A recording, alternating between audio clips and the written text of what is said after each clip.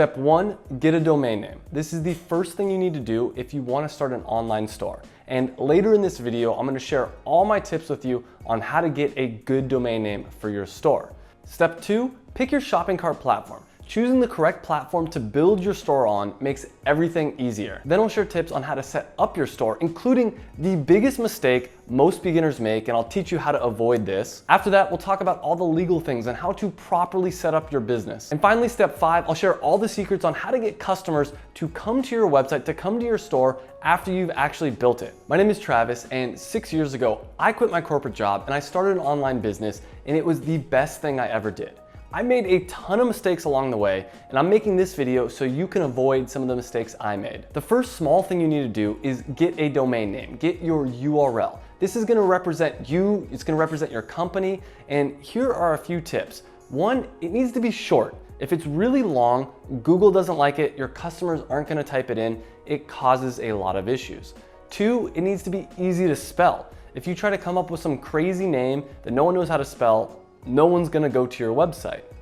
3, it needs to be easy to remember. Just because it's easy to spell, if people can't even remember what your domain name is, they're never gonna go to it.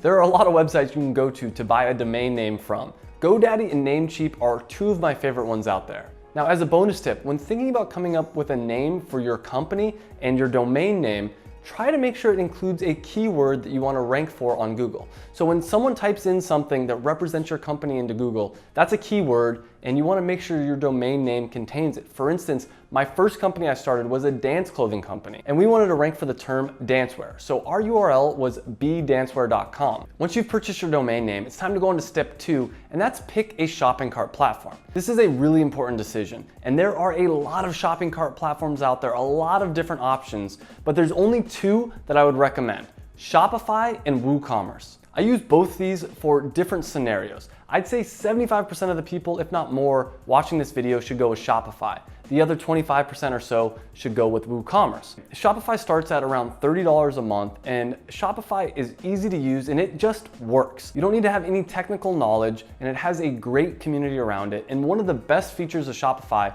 is all the apps. There's a ton of apps, so if Shopify out of the box doesn't do what you want it to do, you can find an app that will do pretty much anything you can imagine. On the other hand, with WooCommerce, all you have to do is pay for hosting, and that's gonna cost you to start around $4 a month. It's a lot cheaper of an option, but I highly recommend only using WooCommerce if you have technical knowledge, if you know about HTML, CSS, JavaScript, and or you're willing to learn. And the last issue with WooCommerce is that it does break easier and there's not really any support to help you out, where Shopify does have dedicated support. So what I'd say is if you're looking to start a real business, I would 100% go with Shopify. It's worth the money. But if you're just looking to test out if internet marketing, entrepreneurship, and e-commerce is right for you, then just going with WooCommerce to start is not a bad idea. In fact, sometimes if I just want to start a small, quick store, I'll go with WooCommerce. But for my current main passion product business, performance nut butter, I go with Shopify 100%. Now, if you do want to go with Shopify, I have a special discount link up here and down below. You can get a free 14-day trial just to start it out. And I get a small kickback from Shopify if you use my link. So as a thank you, I'll give you a free 30-minute consultation session to help you get started. So you can use the link up here or down below. And if you want to go with WooCommerce, you need to pay for hosting, and I recommend going with SiteGround. I have links up here and down below as well. I also get a kickback from SiteGround, and again, as a thank you for using my links, I'll give you a free 30-minute consultation session.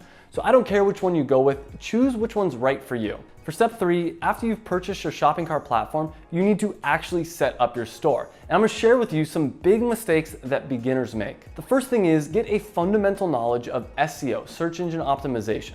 This is how Google determines what websites rank where. I have a link to a video down below going over everything you need to know about SEO. Once you learn about SEO and keyword research, it'll help you create a website that Google will want to rank higher, which will bring you free traffic, which everybody wants.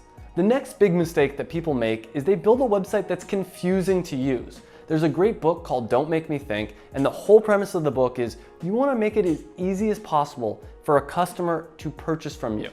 Now this sounds simple, but that book gives some great tips. I have another video as well down below that talks about how to actually design your website so it's optimized properly for conversions. Because the truth is, if you get 100 people to your website, but only one of them buy, that's not very good. You want to get as high of a conversion percentage as possible. You want as many of those people purchasing, and that will make you more money. For step 4, let's talk about how to make your business legal in the eyes of the government. And everyone gets hung up on this and they think it's really hard to start an online business or a business in general legally, and it's not at all. There's a few simple things you'll do. First, you're gonna file for an EIN number. And an EIN number is free to get. I'll put a link down below on where you can go to get it. After that, then you're gonna wanna file for a state seller's permit in whatever state you live in, and that's also free to get. And that's only so you can pay sales tax. So some states and some countries obviously do not require that.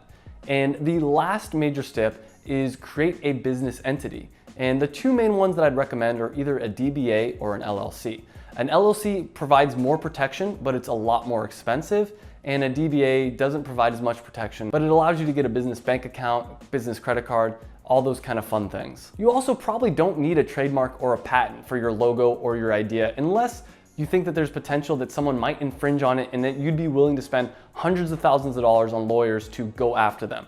But if you do want to know more information about that and all the other legal things, I'll put another video down below on much more in depth about all the legal aspects of starting a business. Now it's time for the fun part and the most often overlooked and most important part of starting an online store, and that's getting customers to your website. And I'm gonna share quickly with you 10 ways to get customers to your website. The first one is SEO, which we already talked about, and that's just ranking high on Google so you can get free traffic to your website. The next one is content marketing, creating really unique, interesting content, articles, blogs, podcasts, YouTube videos, whatever. All of this is free to do. And once again, if you do this properly, you can get customers to your website for free. After that is PR, and you can use public relations PR to get into newspapers, magazines, on radio shows, podcasts. Basically try to go be a guest or get articles written about you in other media. Another free option is using social media. This is Instagram, Pinterest, Facebook, Snapchat, YouTube, whatever social media is popular for you and in your niche, use that. Develop a community and you can use that to drive traffic to your website. There's also some great paid ways to get customers to your website.